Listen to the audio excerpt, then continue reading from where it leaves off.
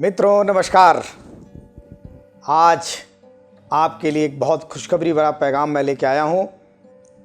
भारत के सभी करदाताओं के लिए बहुत बड़ी खुशखबरी वित्त मंत्रालय ने आयकर विभाग को फरमान जारी करके दे दी है। ये फरमान यह है कि अब आपका खाता 4 साल या 6 साल का आयकर विभाग नहीं खोलेगा।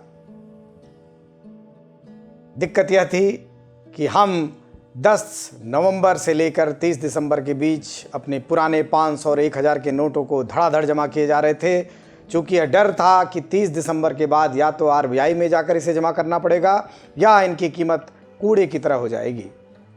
तो लिहाजा जिन व्यापारियों, जिन करदाताओं, जिन पेशेवरों के पास ये 500 और 1000 के नोट थे, उन लोगों ने बैंक में से धड़ाधड़ जमा कराना शुरू किया, अंतिम तिथि का वेट नहीं किया। साथ ही एक समस्या यह भी थी कि हमें अपना व्यापार सुगम रूप से चलाना है, क्रय करना है, विक्रय करना है, वेतन का भुगतान करना है, सरकारी लायबिलिटीज़ का भुगतान करना है, और यह तब जबकि हमारे पास नगद नहीं है।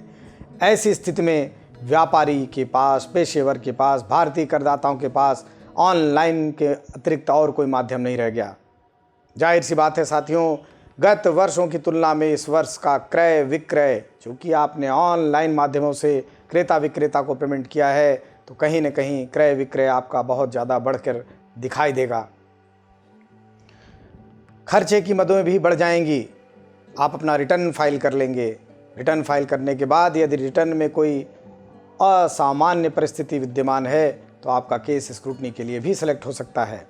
किंतु खुशखबरी यह है कि भारत सरकार के वित्त मंत्रालय ने आयकर विभाग को यह फरमान जारी कर दिया है कि वित्तीय वर्ष 2016-17 के लिए 10 नवंबर से 30 नवंबर के बीच बड़े नोटों को जमा करने के कारण एवं ऑनलाइन बैंकिंग के कारण यदि किसी व्यापारी का विक्रय असामान्य रूप से बढ़ता है तो उस स्थिति में उसके गत 4 वर्षों या 6 वर्षों के खाते की जांच आयकर विभाग नहीं करेगा।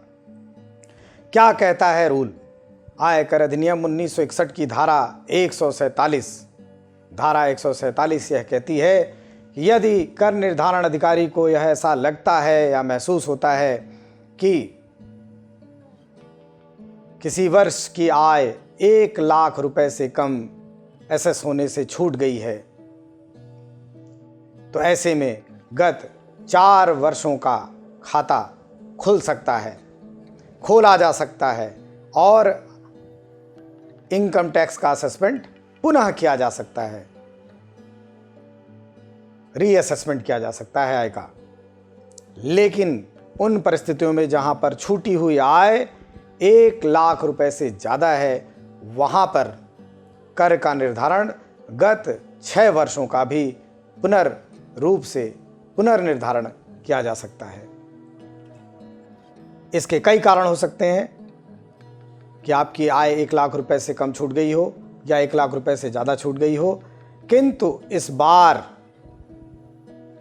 नोटबंदी के पश्चात ऑनलाइन बैंकिंग के माध्यम से, अकाउंट पे चेक के माध्यम से, कार्ड या डिजिटल पेमेंट्स के माध्यम से जो आपने विक्रय किया, जिसके परिणाम स्वरूप गत वर्षों की तुलना में आपका विक्रय बढ़ा, इस कारण से अब आयकर विभाग आपको किसी भी प्रकार की कोई नोटिस धारा 147 में नहीं भेजेगा। इस बात का फरमान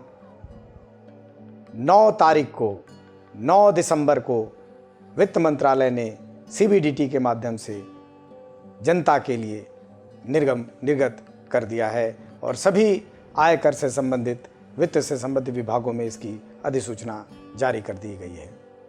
लिहाजा अब व्यापारी एवं पेशेवर बेहिचक निश्चिंत होकर ऑनलाइन बैंकिंग पर विश्वास करें, ऑनलाइन बैंकिंग पर ट्रस्ट करें। हाँ, वर्तमान वित्तीय वर्ष का अर्थात वित्तीय वर्ष 16-17 के खातों को खूब मनन करके, चिंतन करके, अकाउंटिंग करके, एडवांस टैक्स प्रॉपर मात्रा में पे करके अपनी आयकर की विवरणी फाइल करें। आशा ही नहीं, पूर्ण विश्वास है कि आपको आज का यह वीडियो, यह सेशन पसंद आया होगा। यदि आपको हमारे वीडियोस पसंद आ रहे हैं तो साथियों आप इसे लाइक करें, अगर आपकी कोई किसी भी प्रकार की कोई समस्या है आयकर से संबंधित तो हमसे साझा करें, हम उसका उत्तर देंगे।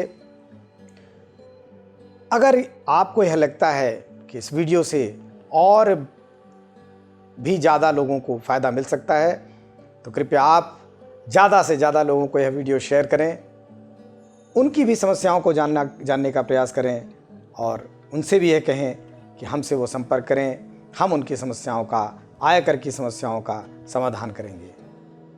धन्यवाद साथियों, नमस्कार।